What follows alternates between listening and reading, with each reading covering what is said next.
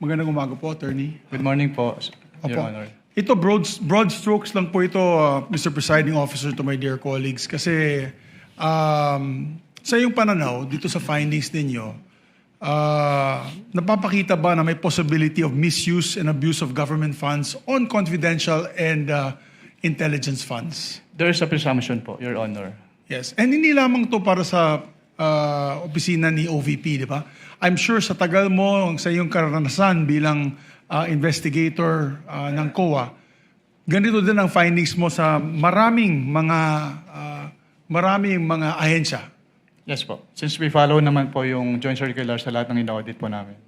At hindi lamang sa ahensya ng eksekutibo, pati LGUs. Tama po yan. Yes po, Your Honor.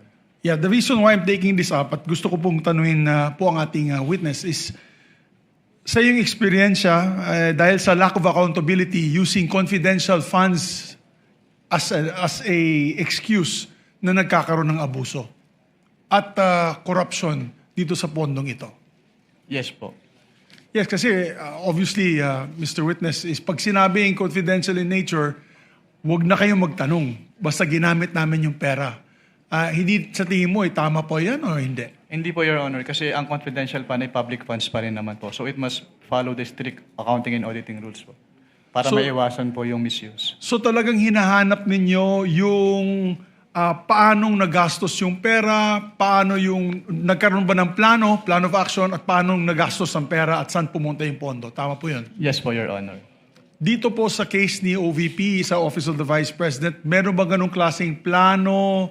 Meron ba ganung klaseng accounted use of the funds?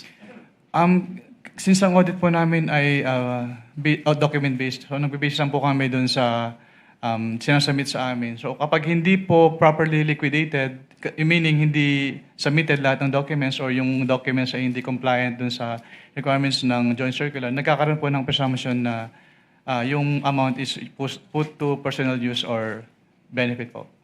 Yes, kasi nung ako po yung naging Senate President for 2 years, we had access to the reports of confidential and intelligence funds. And in these reports, makikita po natin, one particular agency, talagang detalyado. Ito po ay panggamit sa buy-bust operation ng drugs, ito po ay nabigay sa informant, ito po ay nabigay sa mga tumulong paghuli nitong mga tao ito. Ayan ba'y ganun din po nakita ninyo sa OVP, use of confidential funds? Pwedeng pa ulit po ng tanong, Your Honor. Sana mabigyan po ako ng leeway ng ating presiding officer.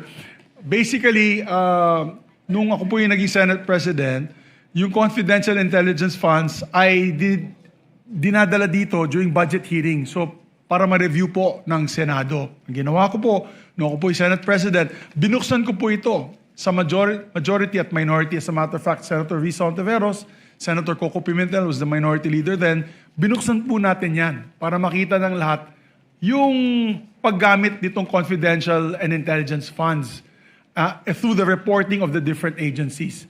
May mga ahensya na makakapal ang mga sinabmit sa Senado para makita kung gaano nila o paano nila ginamit yung pera. Dito ba po sa Office of the Vice President, ganun din ba po kadetalyado ang report na binigay po sa COA o nakita ng COA sa paggamit ng mga pondo nila? Hindi po, Your Honor. Hindi po. Opo.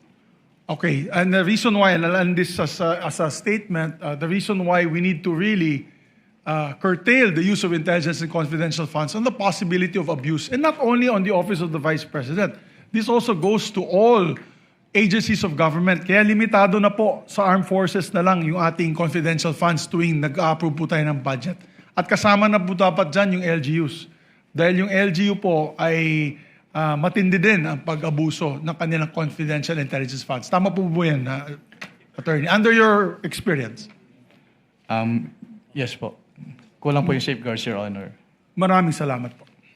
Thank you, Senator Judge Zubiri. Next would be Senator Judge Erwin Tulfo. You may proceed, sir. When you're ready, you have 2 minutes. Mr. Witness, napansin po ba ninyo na yung isang acknowledgement receipt na 220,000 para sa payment of reward, parenthesis, various goods, para kay TJ Verano, 220,000 po ito. Ang date po ng receipt ay December 22, 2026. Samantalang ang expenditure ay para sa taong 2022. Typo error po ba ito o minadali ang paggawa ng AR? 2026 po, Your Honor. 2026 po. Ang acknowledgement receipt. December. 2022 acknowledgement receipt. Ayan po. Para sa 2022 po yata ito. Is this typo error or sa tingin ninyo ay minadali?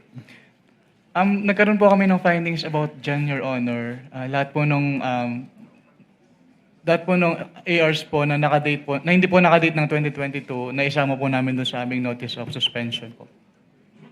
Okay. Pero ang pirma po dito ni TJ Verano po, may pirma po nito, di po ba?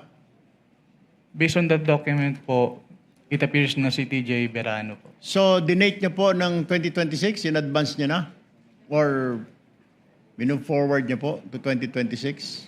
Ang pagtanggap po ng goods, December 22, 2026? Para sa 2022 po ito. Yes po, kaya po kami nagkaroon ng findings about dyan, Your Honor. Okay. So, question ho ninyo. Opo, kinwestiyon po namin. Pangalawang katanungan ko po, pinajustify niyo po ba sa OVP bakit gumastos ito ng 2 milyon kada araw para sa safe house?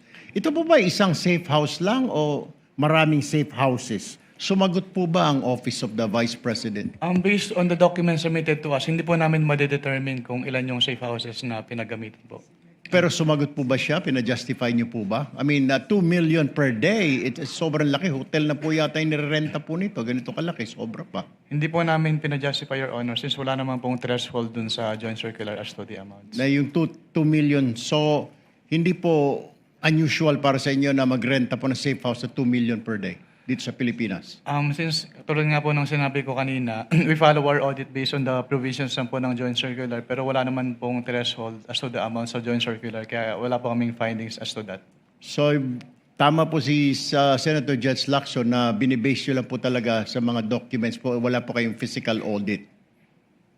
Yes po, Your Honor. Alright. Based po sa experience ninyo, may mga government offices ba na ino-audit po ninyo na hindi tinatanggap ang Audit Observation Memo, AOM? May mga as on auditor or sumasagot silang lahat? Wala po. Sumasagot po silang lahat, Your Honor. Except dito kay OVP. Hindi po tinanggap ni OVP yung aming first AOM nung nagka-tempo kami nung unang time po. All right. That's all, Presiding Officer. Thank you.